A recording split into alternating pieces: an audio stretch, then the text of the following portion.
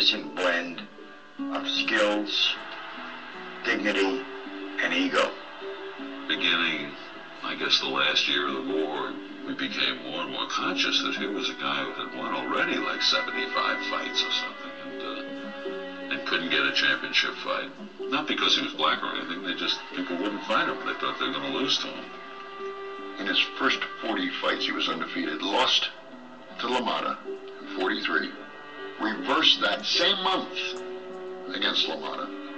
And then goes on not to lose another fight until 1951 against Randy Turpin. Polo Grounds, New York. Sugar Ray Robinson enters the ring to try to win back the world's middleweight title he lost just 64 nights before in London to England's Randy Turpin. The ringside is jam-packed with celebrities. Now, announcer Johnny Addy gets things underway. The challenger, Sugar Ray Robinson. Randy Turpin had beaten him, a surprise win over Sugar Ray. So everybody figured he was through. Was finished. So they had a rematch. It is Robinson at his best. He easily outpoints Turpin for several rounds, and now the awkward Turpin. And he's awkward enough to bully Ray and win several of the rounds and cut him badly around the eye. It's almost like you see in a movie, you know, the Rocky movie, where boy said, no, give me one more round. You didn't think he was going to do anything. The pattern was set. This guy beaten Ray to the punch. He's got a big cut in his eye. And all he has to do is coast a little bit, go after the eye, and he'll win. Fearful the fight will be stopped, and it's close to being. Lets both hands go.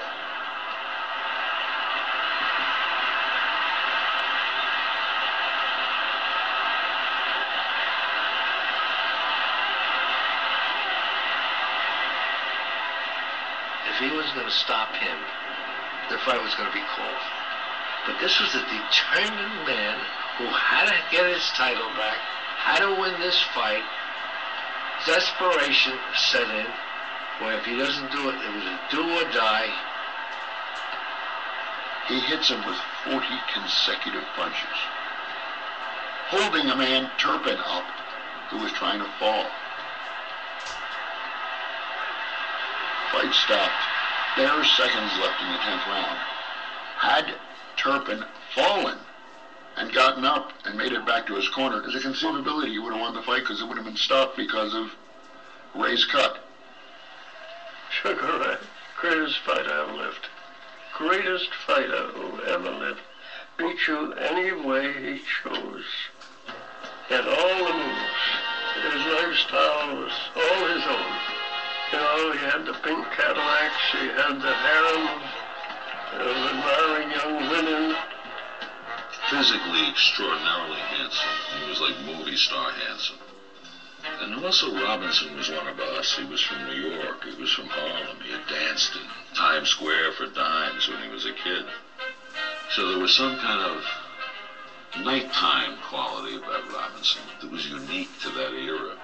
It would not have mattered at all if he also wasn't the greatest fighter that almost all of us who saw him fight believed he was, and which was the best there was in terms of being able to do everything. To have a sense of strategy and tactics, to be able to knock you out with even hand, be able to box out of danger, great chin, and enormous courage.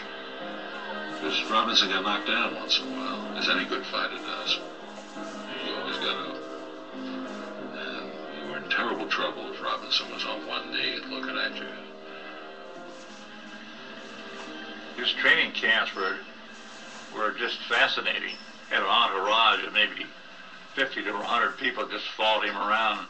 He was the ultimate showman, in my opinion. I still think his act of skipping rope is as good as I've ever seen any dancer, including river dance, perform. He was just unbelievable, and he did it every day. People would cheer and yell. It was almost as good as going to one of his fights.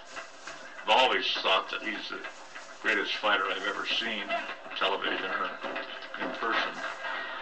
His style was just so unique, so perfect. He struck and you didn't realize where it was coming from.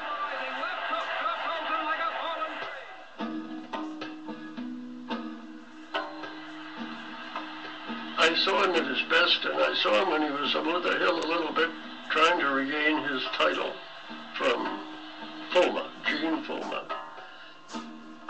Fulmer has never been knocked down in his life. Fulmer can take more punishment than any middleweight, and he's beating Sugar Ray again. All of a sudden, it's all over. Left hook. One punch. A left hook from Sugar Ray Robinson. Fulmer down for the first time in his life. A picture-perfect left hook. So picture-perfect, in fact, that the World Book Encyclopedia has it as the opening of its boxing chapter as the picture-perfect punch. It was the most graceful, most beautiful fighter I've ever seen. And he could hit. He could hit with either hand. I saw him go all the way up to the light heavyweight. He boxed Joey Maxim for the light heavyweight championship in 120 degrees. It was 13 rounds. Over the 13 rounds, I think Sugar Ray probably took 12 of them. But the problem is he was putting on a show. And in the 10th round, the referee, Ruby Goldstein, actually fainted from heat. And they had to carry him out and bring in a new referee, Ray Miller. Ruby Goldstein, the referee, wanted out. He was going to pass out from the heat. It was very hot. By the 11th, Ray is going in slow-mo. By the 13th, he stows a punch and lands on his face. They have to carry him back to his corner. Some people would tell you he was near death that time. I mean, they really had to revive him. He was, out. The only time in 202 fights he'll ever fail to finish on his feet, though he fights on until he's 44 years of age.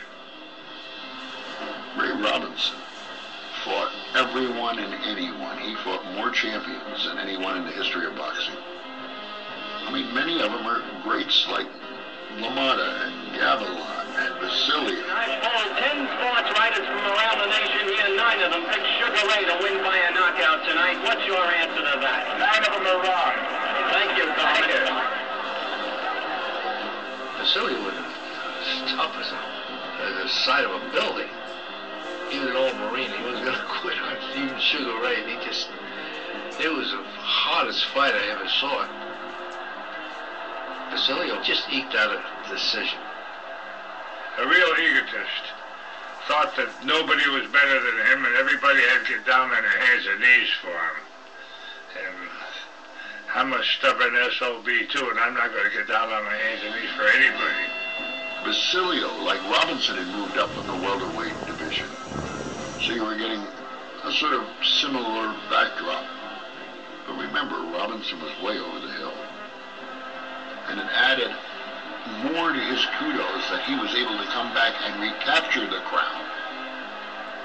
This time there was a determined Sugar Ray. He gave her that extra stuff, There's a great picture of Basilio's eye looking like a discolored baseball. And he and Robinson are both whooping at each other. If God ever said, make a fighter, make a perfect fighter, the closest that would come to that would be Sugar Ray Robinson. He was the greatest. Pound for pound, the greatest fighter that ever lived. There's no question about it.